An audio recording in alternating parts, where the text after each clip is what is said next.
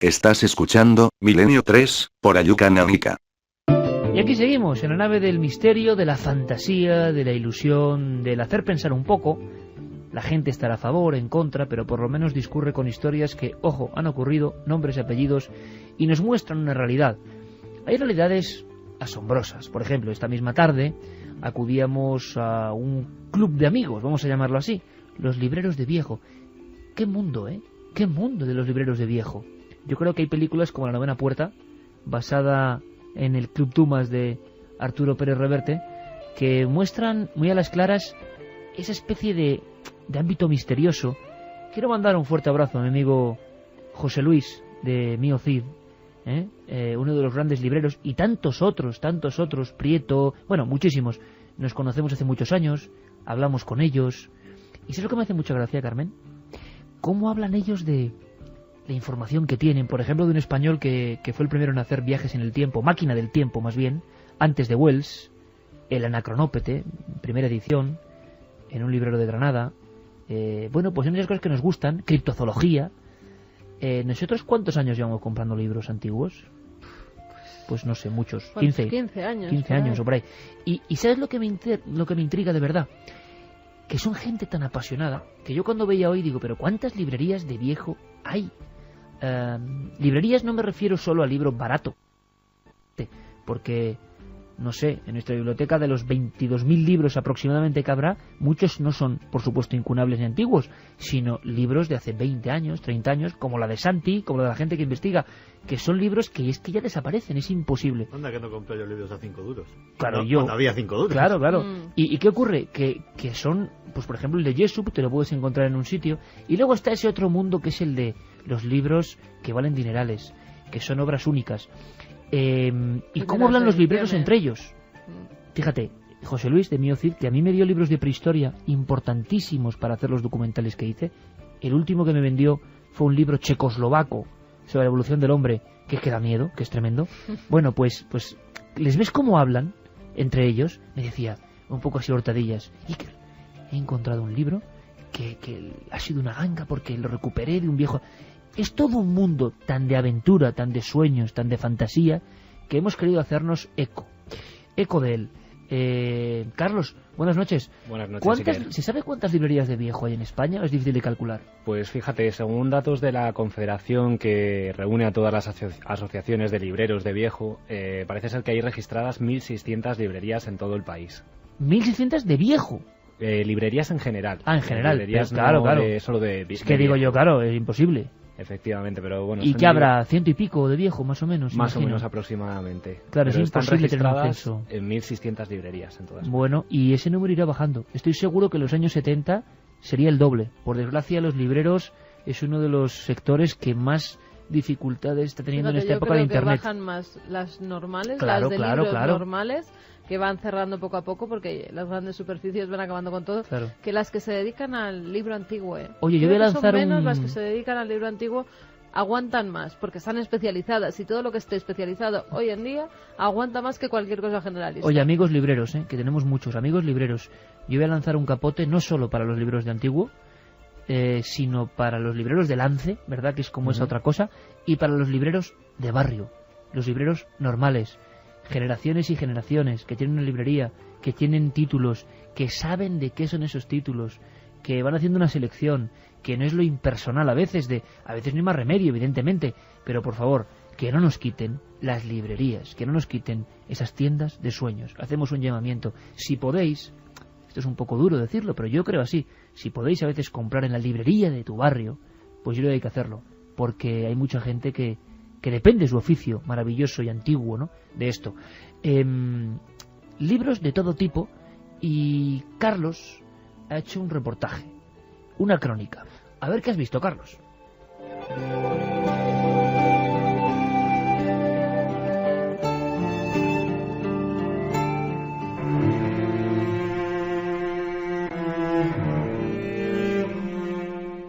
Las 9 puertas del reino de las sombras. Ya lo conocía.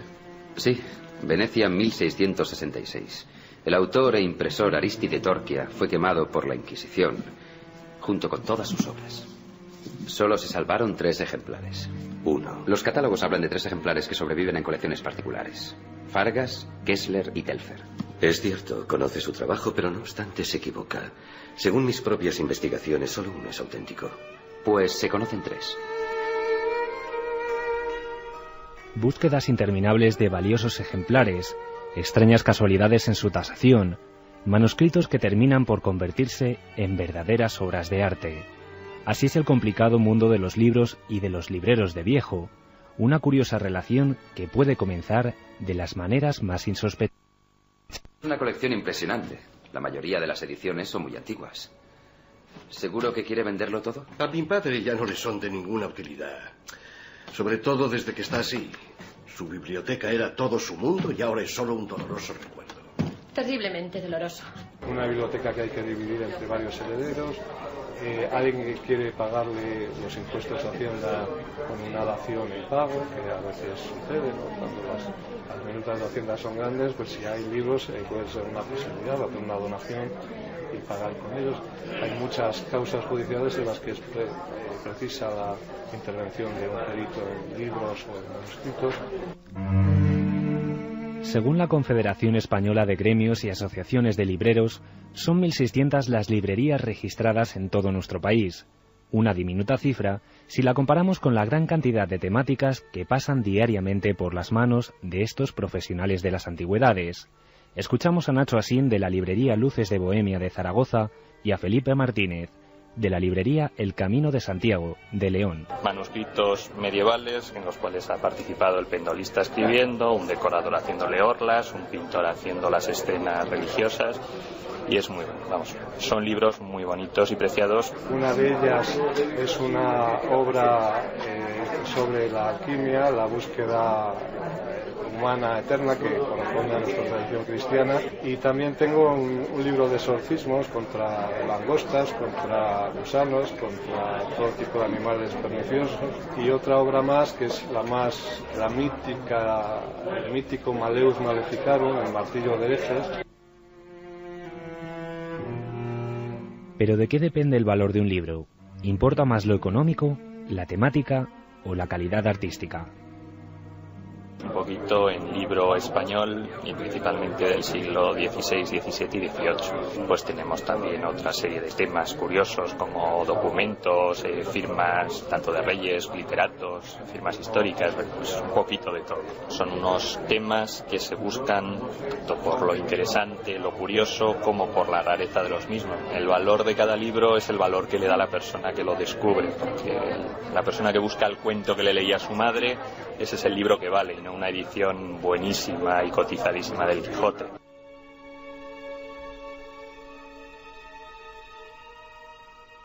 He destacado 1 o 2 volúmenes que merecen una atención especial. Este Persiles, por ejemplo, es importante. Yo me quedaría con él. Nunca perderá su valor. Es una buena inversión. ¿Es valioso? Muy valioso. En cuanto a este Hipnerotomachia di Polífilo de Colonna, Venecia, de 1545... creo que podría encontrarles un comprador. Pero yo no vendería el resto por menos de 500.000 bajo ninguna circunstancia. Y es que, como podemos comprobar, en muchas ocasiones las vivencias y personajes que han participado en la creación de un libro se convierten en los verdaderos protagonistas de todos sus secretos. Me lo entregó en depósito para que yo me encomendó la venta. Y era un librito religioso con grabados. Entonces, al revisarlo para ponerle precio, me di cuenta de que uno de los grabados estaba, en vez de estar estampado, estaba superpuesto, ¿no? Estaba pegado en una página.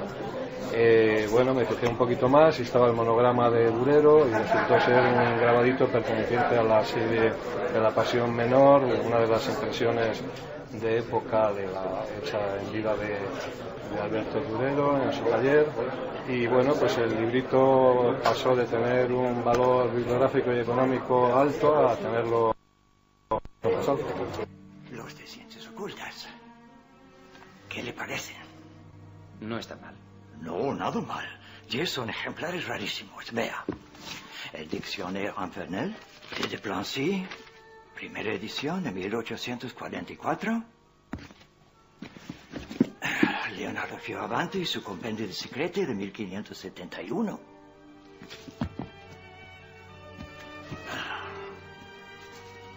Y aquí lo tiene, en perfecto estado. Lleva 3 siglos y medio dando vueltas por el mundo y parece recién salido de la imprenta.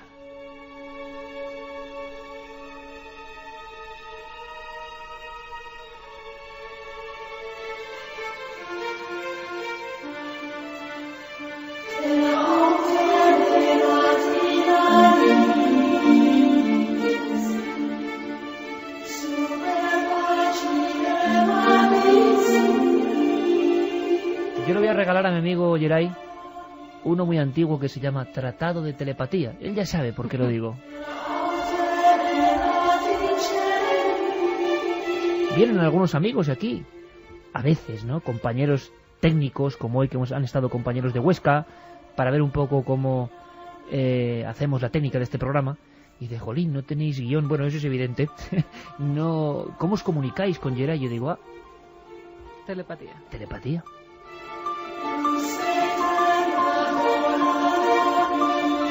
Carlos, me ha encantado. Qué bonito el mundo de los libros antiguos. Claro, uno es aficionado, pero no os dais cuenta que, bueno, el de los anticuarios, el de...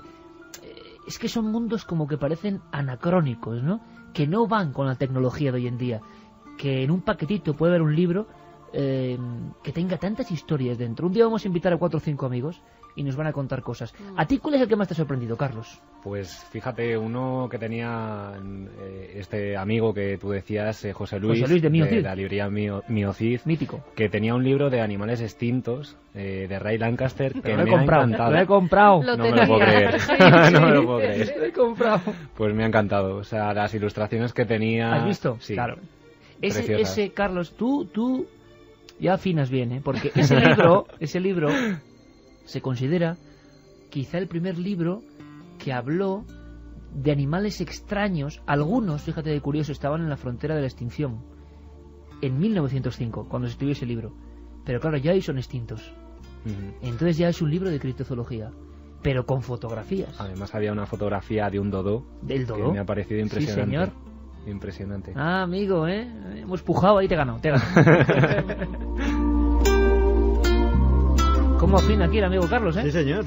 ¿Tú, Santi? De tus libros, por ejemplo, ¿hay alguno que veneres y sueñes o que tengas ya? No, que los tengo, pero es que al final va a ser público y notorio que yo solo he leído un libro en mi vida. No, el misterio de las catedrales, no. Sí. Tengo una segunda... Cambia ya, Santi, por Dios. Tengo una segunda edición francesa. O sea, ese hombre tiene que darte... Si es una dimensión extraña, ese mismo hombre tiene que darte un premio. Pero ese libro tiene una historia en concreto. Es una segunda edición de 1957, su valor bibliográfico no es muy grande, porque la primera es de 1926, básicamente. Se tomaron su tiempo en hacer esa segunda edición, pero lo encontré, pasó como con el libro de Jesús, lo encontré anotado. Y la persona que lo había anotado, que tuve que desentrañar su caligrafía y además... Es que eso pasa a veces, ¿verdad? Y además en francés, que yo no es precisamente el idioma que mejor me manejé con él. Pero había hecho un análisis del libro tan profundo, me hizo comprender tantas cosas que... De ahí, es de ese libro de donde me viene a mí la manía por esa obra en concreto. Porque... cada libro especial, cada libro, cada ejemplar. Me hizo comprender tantas sutilezas que a mí se me habían escapado. Y luego, claro, empiezas a fantasear y dices, ¿y por qué ese libro habrá salido de las manos de la persona que hizo estas anotaciones? ¿Y cómo habrá llegado hasta aquí? Pero ese le tengo mucho cariño, porque aparte de porque la obra en sí es apasionante y de porque es un libro antiguo, sino porque hay un autor anónimo, que no sé cómo se llama, que no sé si seguirá vivo o muerto, pero que yo sobre la comprensión de esa parte de estas cosas que nos gustan a nosotros le debo muchísimo. Y desde aquí, si algún día me escucha, y si no, pues como símbolo, muchas gracias. Los códigos insertos en los libros para que alguien los lea, yo recuerdo con mucho cariño, porque lo que decía este librero que ha entrevistado Carlos, no es tampoco ya el catálogo oficial de lo que vale un libro en concreto, que fíjate ese con... el monograma de Durero, ¿no? Ni más ni menos, uno de los más grandes y misteriosos pintores de todos los tiempos. Hay que ir al Prado a ver a Durero porque es tremebundo. Yo recuerdo, por ejemplo, un libro que ya tenía, pero tenía algo especial. Uno de tantas casetas, cuando se reúnen, por ejemplo, ahí en el Retiro, en Recoletos, perdón, y era Alerta OVNI, Antonio José Ales. Antonio José Ales, sí. Pero cuando lo abrí en casa, algo me obligó a comprarlo, yo ya lo tenía.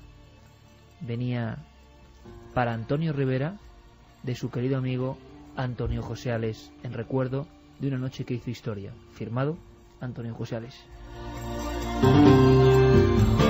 Y claro, eso es otra cosa, ¿eh? Es un libro tocado. Y los libros que te encuentras... Y tú cuéntanos, tú no te escapes. Que el del Martín del Río. El Disquisitorium Magicarum, un libro de los primeros que hubo. Que da miedo ese libro, ¿eh? Sobre magia, exorcismos, supersticiones. Era un manual para perseguir a brujas. Totalmente. Un libro que además me costó años encontrar. A través de internet lo encontré en una librería alemana, que me tuvieron que mandar desde Alemania ese ejemplar porque era el único que había encontrado en todo el mundo. Me dediqué a buscarlo por todas partes porque estaba obsesionada con lo que ponían. Hoy hemos visto uno, pero estaba deteriorado. Sí, estaba muy deteriorado y yo llegué a conseguir 2. No solo uno de Martín del Río, sino 2. Me volví loca buscándolo porque es un autor que me interesa bastante, un libro del siglo XVII, principios del XVII. Y ha recuperado muy bien Carlos Cortés de esa película, La novena puerta, y ahí hablaban una biblioteca inmensa y decía Ars Diabólica. Los libros, por ejemplo, sobre el ocultismo diabólico están absolutamente perseguidos. Totalmente. Hay temas... En cuanto sale uno, al día siguiente está vendido. Hay temas que interesan muchísimo, pues porque son tratados muy interesantes, no solamente porque hablan de demonios, sino por las creencias que se tenían en la época y cómo actuaba la Iglesia en contra de esas creencias. ¿Ha llegado algún libro? Nuestros oyentes, me interesa esto, ¿eh? Han porque llegado hay emoción. Muchos libros. ¿Ah, sí? Mira. Oye, cómo me gusta, porque yo creo que hay que fomentar esto. Me ha sorprendido porque había gente y es como un mundo tan críptico, ¿no? Tan simbólico. Lola desde Granada nos dice: yo tengo una edición del Hereje de Morris West del año 68, comprado por mi padre, libro pequeñito, encuadernado en piel Burdeos, y yo lo llevo leyendo y releyendo desde que tenía 15 años. Eso sería esos libros recurrentes, ¿verdad? Que volvemos a leer una y otra vez. Antonio nos dice: yo tengo Pasaporte Magonia de Jacques Vallée y Mirando a la lejanía del universo de Enrique López Guerrero. Si se lo han leído, que nos llame porque no es fácil leer ese libro, Enrique López Guerrero. La joya de mi biblioteca es El oro de los dioses de Däniken, en su primera edición. O sea que tiene mi edad por 3. Y encontrado por casualidad, nos dice Nono. Sí, señor, esa portada de Fontana Fantástica de Martínez Roca. David de Elche, sin duda me costó encontrarlo, pero me ha marcado su lectura. Un saludo, equipo. Otro Däniken, curioso, ¿eh, Santi? Yo tengo un ejemplar del Satiricón de principios del 19. Me encantaría tener una primera edición de It. Mira, It. Pues que busque librerías de viejo porque seguro que hay. Qué coincidencia, les escribí hace rato que tengo un incunable de 1991 que habla sobre el origen chino de los olmecas. El autor es L. González Calderón, está profusamente ilustrado. Carlos desde México. Luego hay rarezas de uniones de temas y de cosas. Un día, yo con Javier Sierra tengo muchas reuniones de esto y me río mucho con él, porque a veces decimos las portadas más horribles, pero que no podemos decirlo en antena. Más bizarras, digo yo. Pero así. Un día hay una de Pedro Guirao, años 70, sí, que sale un extraterrestre, pero un extraterrestre como que es toda una llaga la cara, en un fondo azul pastel, que es impresionante. Esa sin duda está en el top 1. Álvaro, bizarras. desde Madrid, el libro antiguo que me gustaría tener es el misterioso manuscrito Voynich. Hombre, no está mal ese, Santi. Hombre, solo hay uno, pero está bien. Ya, pero hay facsímiles. Eso sí. Hay facsímiles y muy bien editados. Y muy caritos. Sí, eso sí. Juanro de Valencia dice: tengo en casa un libro de mi suegra que se llama La vida de San Joaquín, en castellano antiguo, con fecha de 1612. Pues amigo, no está nada mal, ¿eh? Tienes una joyita. Buenas noches. El libro que a mí me encantaría tener sería sin duda El cuaderno negro de Campo de Iker. Ismael Pato de Loeches. Bueno, pero tengo como 50 o 60 negros, ¿eh? De los otros tengo 100 y pico. Bueno, pues uno de ellos. Mira, el que tengo aquí. Mira, tal vez algún Lo bueno día... es que yo escribo tan mal que es ilegible, entonces es críptico. Tú déjalos. Es un poco aréjula. A buen recaudo, que tal vez un día los vendamos. La joya de mi librería por el maestro. Ah, pero cuando tú ya no estés, ¿qué vas a decir? La joya de mi librería por el maestro que lo escribió y porque me costó encontrarlo es El arte de la cetrería de Félix Rodríguez de la Fuente. Maestro de maestros. Tremendo, ¿eh? Y hay una joya, ¿eh? Ese no lo tengo yo. Sí. Una joya, sin duda. Luego seguimos con más joyas. Me ha gustado mucho vuestra participación. Siempre estáis ahí. Y para algo que es cultura, pero que también es misterio. Los libros. Cómo me gusta que, por ejemplo, en este pequeño reportaje de Carlos, surjan todas estas cuestiones. ¿Cuál es vuestro libro soñado? ¿O cuál tenéis ya? Contadnos. Vamos a hacer la biblioteca virtual aquí de Milenio 3. Vamos con otra cosa rápidamente y luego seguimos con más libros. Porque han pasado cosas Por ejemplo, algo con el cerebro de Mussolini. Algo con el cerebro de Mussolini que se ha querido subastar. O sea, ya no es grasa humana, sino todo tipo de cosas. Subasta virtual con un cerebro de Mussolini. ¿Será verdad o será uno de esos hoax? Conectamos con Joan Solés en Italia. Hola a todos. En realidad, solo se conoce la denuncia que ha presentado ante una comisaría de los carabineros la nieta del dictador fascista Alessandra Mussolini, exmodelo de desnudos y hoy diputada del partido de Berlusconi, que ha lamentado este hecho así en la radio italiana. Vendono frammenti di cervello su eBay di mio nonno. Han puesto a la venta en Internet fragmentos del cerebro de mi abuelo. El anuncio de la subasta de tales restos ha sido retirado y la policía italiana investiga ahora quién o quiénes podrían estar detrás de tan macabra venta. ¿Es posible que alguien tenga restos del duce? El Policlínico de Milán asegura que el material biológico procedente de la autopsia fue destruido. Sin embargo, sí es posible que algunos restos permanezcan en manos privadas. Les contamos por qué, una historia prácticamente desconocida. Qui Radio Milano Liberata. Así anunció Radio Milano Libre la captura y fusilamiento del duce y de su amante Claretta Petacci por los partisanos el 28 de abril de 1945. Volontari della libertà si sono impadroniti oggi alle 16 a Giulino di Mezzegre, Como, di Mussolini, della Petacci e di altri gerarchi di minore importanza, giustiziandoli dopo un breve ma regolare proceso. Poco después, sus cuerpos se exhibieron colgados por los pies en Piazza Loreto de la capital lombarda, el mismo lugar del fusilamiento por los fascistas de un grupo de partisanos. Unas horas después se practicaron las autopsias en el Policlínico de Milán y el cuerpo del duce fue enterrado en secreto en el cementerio mayor en el barrio de Musocco. De madrugada, un grupo de fieles, la escuadra fascista de acción Mussolini, excavó bajo tierra, exhumó el cadáver, lo colocó en una caja de madera y se lo llevó. La policía italiana estuvo durante meses pisando los talones a los ladrones, que optaron por viajar de día con el cadáver a cuestas de una ciudad a otra por el norte de Italia, escapando a su detención.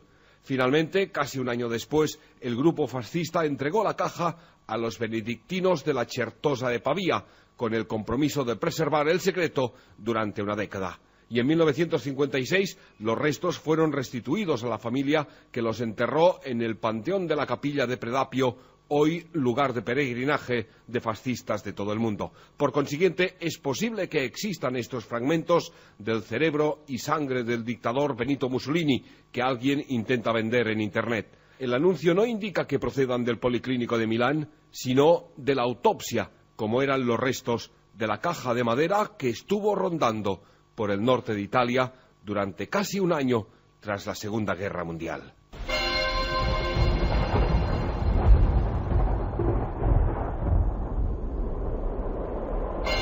Aquí estamos, en la nave. Un lujo para este equipo contar con gente que lo vive, como Joan Solés, ¿eh? Ese ataúd maldito, un poco parecía, Santi, la historia del ataúd maldito del vampiro, con otro tipo de vampiro, que era Mussolini. En fin. Sí, la verdad es que de todas formas esto de las partes corporales en subasta, cómo se difunden por el mundo, da un poco de miedo, ¿no? Hace unos años hablábamos de algo mucho más curioso, que era lo del pene de Rasputín. Sí, es verdad. Pero que muchos luego son o sea, que no son reales. Efectivamente, porque luego cuando empezamos a hablar del cráneo de Hitler, documentando, me encontré con que había habido también un pene de Hitler que había llegado a eBay. Claro. O sea, cualquier cosa, ¿no? Cualquier cosa. Madre mía, qué titular, el pene de Hitler. No sé, pues mira, porque ahí queda, yo que sé. Vamos a ver, nosotros tenemos un montón de contenidos. No, y también ha habido en eBay dientes, dedos, pelo. Bueno, de todo, ¿eh? Oye, un día habría que hacer lo que se ha llegado a subastar de cuerpo humano. Uf, es que da mucho asco. Sí, pero es que es tremendo. No, de personas célebres me refiero. Ya, pero es que hace poco un pelo de Elvis valía no sé cuánto, son cosas increíbles. $55.000 creo que se pagaron, o euros, por el guante de Michael Jackson, un guante como con brillantes, pero no eran brillantes, era de bisutería. En fin, estamos todos locos. No, eso lo hacen por inversión, porque luego valdrá. Claro, igual dentro de 30 años, ese claro, lo vuelven a sacar y lo compran por el triple. Cualquier cosa que salga de Marilyn Monroe, por ejemplo, luego en las subastas se lo rifan. Se duplica o triplica. Sí. Oye, ¿qué ha pasado en Lima? Bueno, hay dos cosas. Una, tremenda, no hemos podido recabar más datos, pero había unos reporteros compañeros, seguimos investigando sobre los pistacos o los vendedores de grasa del Perú, y había un reportaje esta misma semana que a mí me dejaba helado, y es que un grupo de investigación lograba comprar, pero hay que poner comillas porque hasta que no se compruebe, con cámara oculta, grasa humana en la morgue de Lima. En la morgue de Lima, o sea, de una de las principales ciudades de América, acudían, acordaban una cita, pedían grasa y les daban un botecito que al comprobarlo en el laboratorio decía grasa humana. En fin, pero nos ponemos cósmicos con Jean-Michel Jarre para hablaros de algo que también tiene que ver con Perú. Es que últimamente pasa todo en Perú, no sé queramos que pase, sino que pasa porque ha habido ovnis, bueno, en Perú y en Argentina. Ha habido varios avistamientos, Perú, Argentina y Chile. En todos ha habido avistamientos de objetos volantes no identificados. Además, los de Chile y los de Perú bastante similares.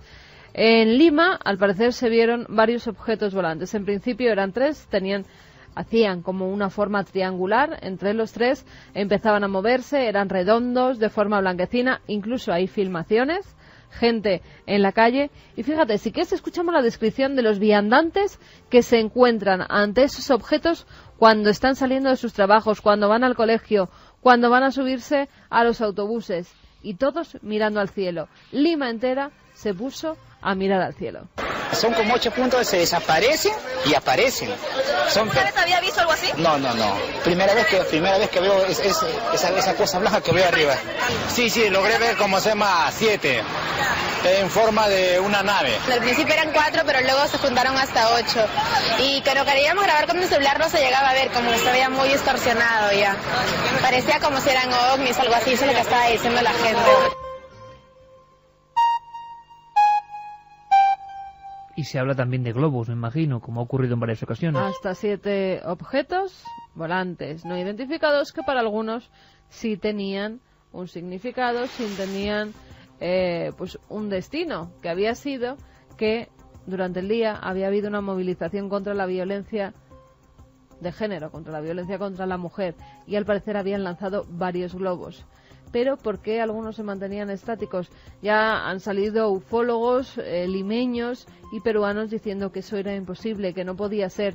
Pero además, es que en los cielos de Iquique se veía exactamente lo mismo. Jolín, y mira que hemos estado en Lima y en Iquique, y no nos pasa cuando estamos nosotros. No, pero bueno, ha habido mucha gente que los ha visto, porque en Iquique también, de forma cilíndrica, blancos, decía que cambiaban de color, que tenían como un color verde en el centro de esos objetos luminosos, que además estuvieron durante media hora paseándose por los cielos de Iquique en el puerto. ¿Recuerdas la zona del puerto? A ver si llamamos a nuestro amigo Pablo Cañarte para que nos diga si lo ha podido ver. Pues en esa zona los trabajadores, sí, además Pedro Cañarte vive al lado del puerto, y mucha gente fue testigo de esos objetos volantes, y durante media hora ahí que se pudieron ver por los cielos chilenos.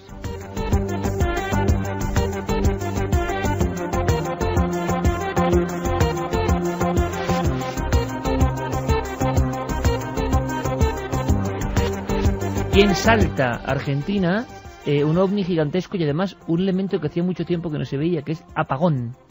Sí, un gran cilindro que coincide con un gran apagón. A las 2 de la mañana se corta completamente la luz. Entonces la gente pues sale para ver qué ha pasado. Los que estaban despiertos se dan cuenta de que hay un gran cilindro que está paseándose por el cielo. Dicen, era una nave gigante, tenía forma de toscano, que no sé qué quiere decir en Argentina toscano, pero lo han traducido como algo con forma de cigarro puro. Eso es.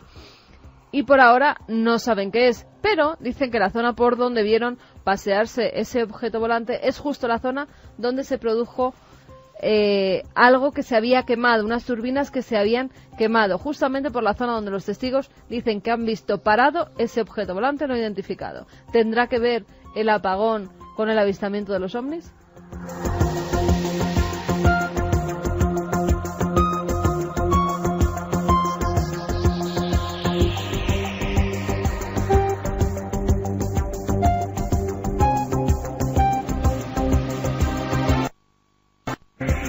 Es un buen momento para que suene un piano, madre mía como estoy yo hoy, el Día de los Hombres de Negro, un piano que todos conocéis, porque Santi, aunque sea de una forma casi resumida, nos va a hablar de algo que nos prometió.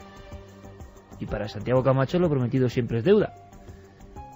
Las noticias que no se dan, que deben darse pero no se dan. Proyecto Censura. Vamos con ello, Santi.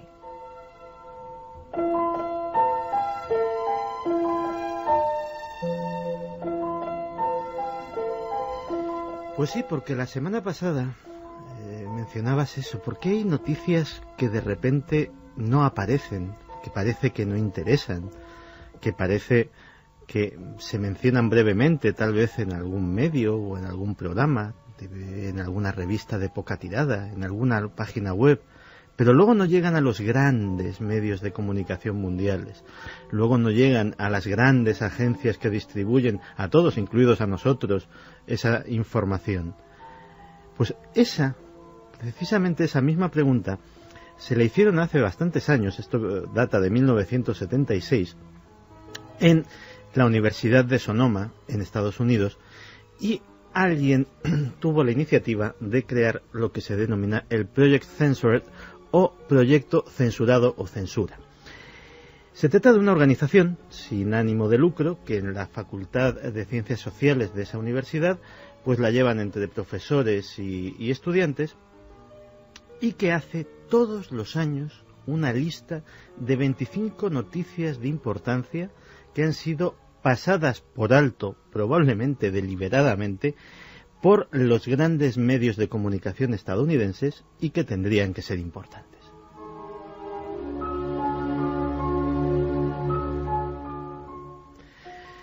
Con esta investigación el grupo lo que pretende lógicamente es abogar por la libertad de prensa en su país. Pero, ¿qué tiene que tener una noticia para ser incluida en este listado, en este ranking? Pues tiene que contener información que la población general tiene derecho y necesidad de conocer, pero a la que tiene un acceso limitado. Implicaciones para un número significativo de residentes en los Estados Unidos de América. Estar respaldada con documentación y basada en hechos verificables sólidos. Y haber sido publicada.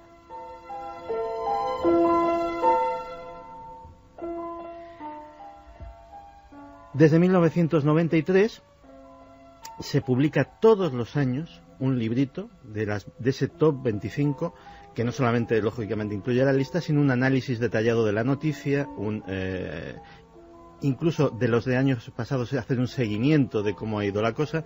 En definitiva, es una colección interesante de tener. Es una organización absolutamente sin ánimo de lucro de ningún tipo, financiada por donaciones particulares de ciudadanos de todo el mundo y algunas empresas que por razones de no hacer publicidad no vamos a mencionar, pero que el que quiera conocerla en la propia página web del proyecto se mencionan. Y que no saca absolutamente un duro. Si hubiese beneficio de los libros, eso reportaría en ONGs u obras benéficas. Es además una institución de un prestigio increíble. Walter Cronkite, que es uno de los gurús de los periodistas de medio mundo y en Estados Unidos, ni te cuento, dice así: el Proyecto Censura es una de las organizaciones que debemos escuchar para estar seguros de que nuestra prensa y nuestros medios de radiodifusión ejercen el periodismo con la debida ética. El tipo de noticias, que supongo que es la curiosidad que tendrán nuestros oyentes, son las que aparecen en este listado. Pues para muestra voy a dar un botón de la importancia tremenda que tienen noticias que nunca aparecieron en grandes medios de comunicación. Guerra de Yugoslavia, mayo de 1999. Un avión estadounidense lanza 3 misiles contra la embajada china en Belgrado. Hay heridos, la embajada queda completamente destruida, incidente diplomático tremendo, que ese sí aparece en prácticamente todos los medios de comunicación del mundo, y algo que podría desentrañar casi una guerra mundial a gran escala. ¿Pero había algo detrás de eso?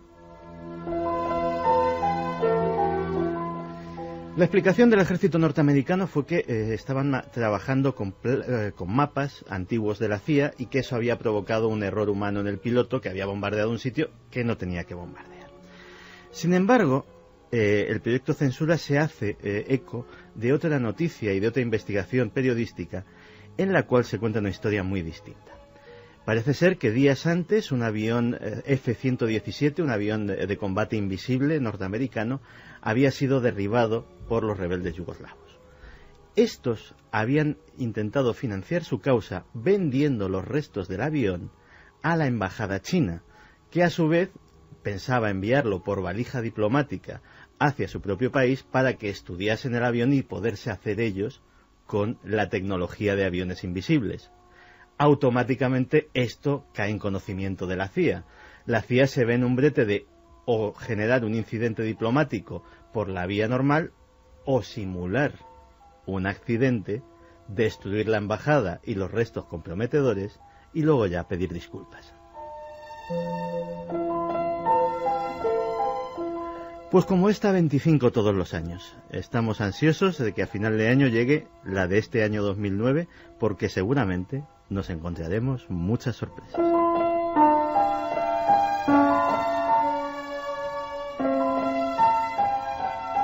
En fin, el proyecto Censura, otra cosa que aprendemos esta noche. ¿Qué os parece si nos damos un viaje fuera de nuestras fronteras?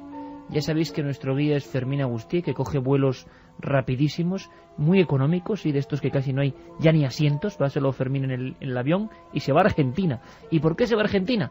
Porque hay oyentes que siguen Milenio 3. La acogida en América es algo que nos sobrecoge y nos emociona. Y ya sabéis, si queréis ser corresponsales de Milenio 3 y contarnos desde allí vuestras historias, todos aprendemos, todos salimos ganando. En Argentina, algunas que yo jamás había escuchado. Tiene un poco que ver con los vampiros, en parte, la sangre del gaucho inocente, para hacer milagros, por ejemplo. Curiosísimo, antropología pura. Vámonos a Argentina. El viajero de Milenio 3. País, Argentina. Capital, Buenos Aires. Población, 4.100.000 habitantes. Tipo de gobierno, República Federal Democrática. Presidente, Cristina Fernández. Organización, 23 provincias y la ciudad autónoma de Buenos Aires. Gastronomía, la carbonara, el locro, las empanadas y la carne.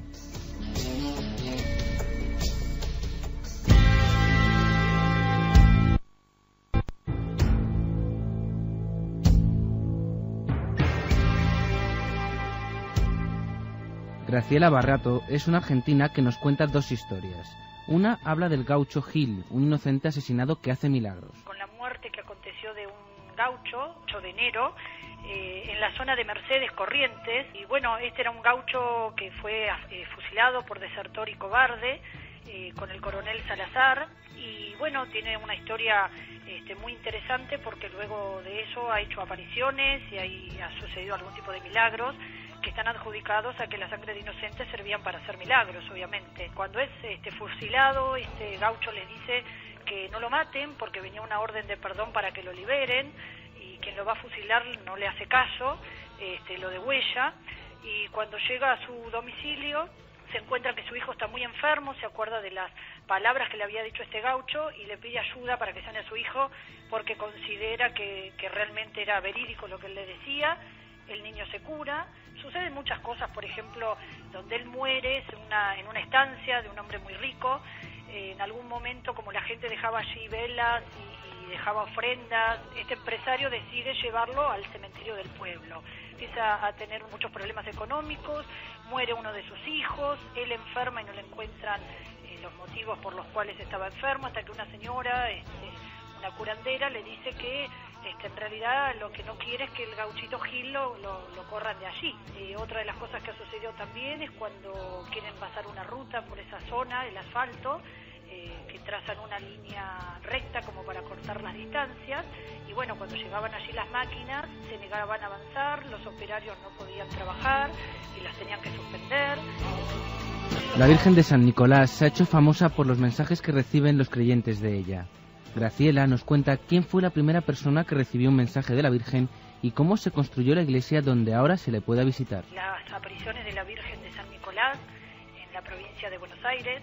Estas apariciones comenzaron en septiembre de 1983, empiezan a iluminarse rosarios dentro de las casas de las personas, y bueno, y empieza una persona muy sencilla de la zona, la señora se llama Gladys Quiroga de Mota, y empieza a recibir mensajes de la Virgen del Rosario diciendo que hay una imagen de ella hecha en madera que está en la iglesia, en la catedral de la iglesia de San Nicolás.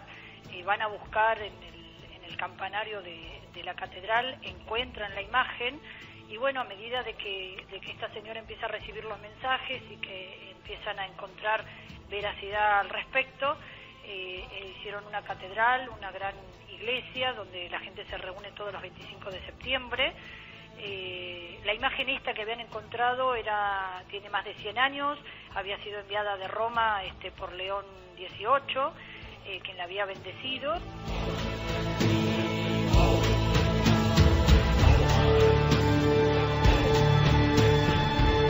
En Argentina existe el huemul, una especie de ciervo en peligro de extinción que llega a alcanzar un tamaño de hasta 165 centímetros de longitud, siendo las hembras un poco más pequeñas que los machos, pero son estos los que poseen un par de astas bifurcadas que pueden alcanzar hasta los 30 centímetros de longitud. Venga, vamos con mensajes, que hay un montón y merece la pena. Muchos libros, Iker. Vamos a ver. Me encanta. Mira, esto es para Santi, directo. Me compré el libro de Fulcanelli, lo he leído y pregunto, ¿cuántas veces tengo que leerlo más para entender algo? Algo. Es incomible, dice. Un abrazo para todos, Lagares de Foros del Misterio. ¿Ahora entendéis por qué Santi es como es? Es incomible, pero no es infumable. Eso también... Cerebro fraccionado se llama. Ahí vamos, le voy a dar de esa copia anotada posiblemente lo que fue la mayor revelación que me encontré. El anónimo contribuyente había descubierto, después de, supongo, haberlo leído muchas veces, décadas leyendo, que efectivamente es un libro escrito en clave, y que parte de la clave es que el proceso alquímico que se describe ahí está, digámoslo así, colocado en desorden, como si el libro bueno lo hubiese cortado en trocitos, los hubiese echado al aire y luego los hubiese pegado como caen. Este buen señor había, y su obra, su trabajo me parece bastante eso, había dado con el orden correcto en que hay que leer el libro.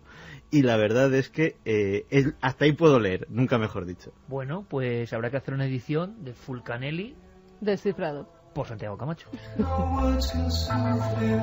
Mario Fuertes nos dice: buenas amigos, uno de mis libros maravillosos fue y será Adiós por la ciencia. A pesar de su parcialidad, contiene deliciosa prosa que roza lo lírico e ilustraciones exquisitas. Tengo el libro Manual de la Asociación de los Santos Ángeles de 1899.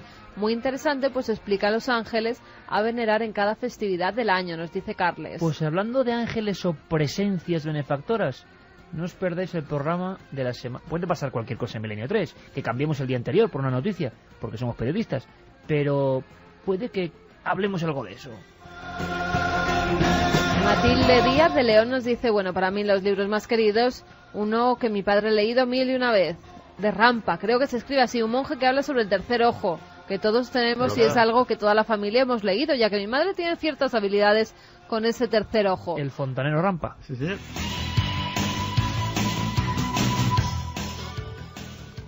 Oye, escribe uno que se llama Surfero Satánico. Sí, escribe alguien que se llama de Soy Estados el Unidos. Surfero Satánico.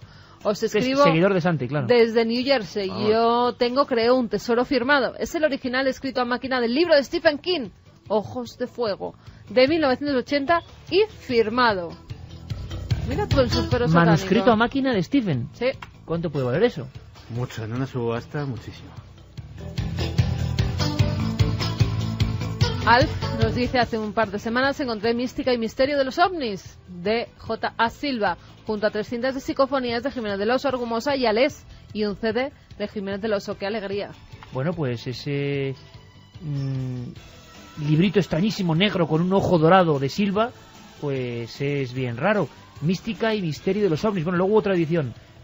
Otro gran personaje que ya no está, José Antonio Silva, sí. Piloto, presentador del telediario y testigo y defensor de los OVNIs.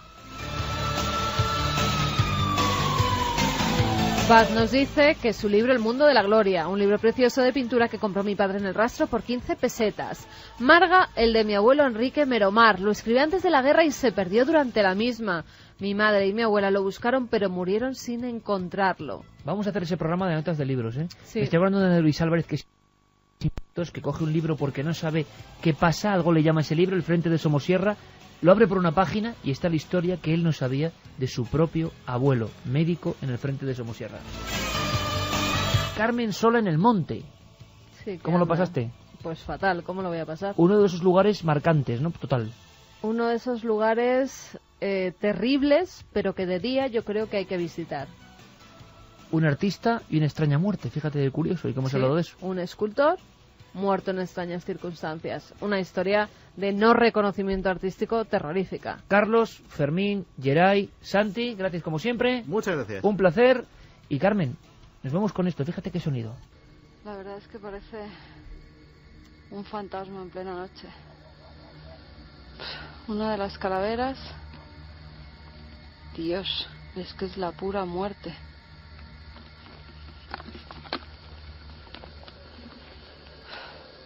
El sitio de por sí da un poco de miedo, pero realmente a mí me da más miedo que venga alguien y me pegue un susto en mitad de la noche.